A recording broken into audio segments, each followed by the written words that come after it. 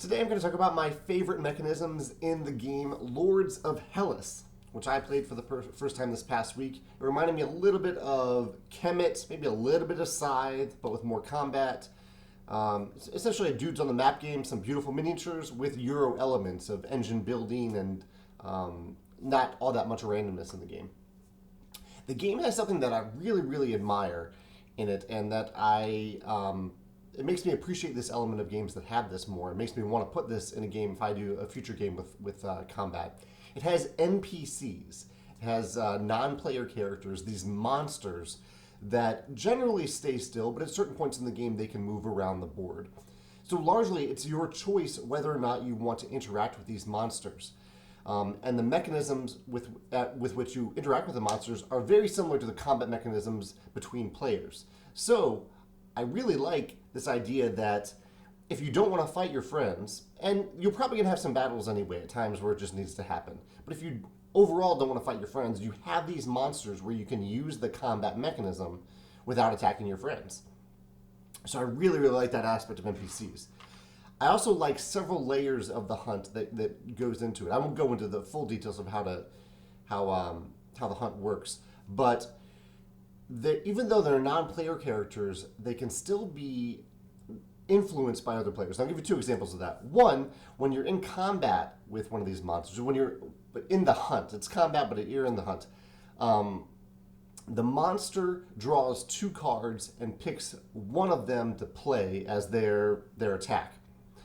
However, the monster is just a miniature, it doesn't have a brain, so you actually have a player. I believe we played like the wrong way, counterclockwise or clockwise. In our game, the player to the right of the active player took care of the monster. And so that player would draw two cards and play one of those cards on behalf of the monster. I really like this mechanism because it gave that player a bit of power. So it meant that they could choose the more powerful card if they wanted to, or they could engage in some negotiation with the player to maybe ward off a direct player-to-player attack later. So there's that element of player interaction even when a player is interacting with the NPC monster. I really like that. The other element, which is kind of similar to that, is at certain points in the game when you're building these monuments, which are awesome in their own right, the player building the monument gets to roll a die that ends up moving the monsters around, and potentially either moving the monsters or activating the monsters on the territory they're currently on.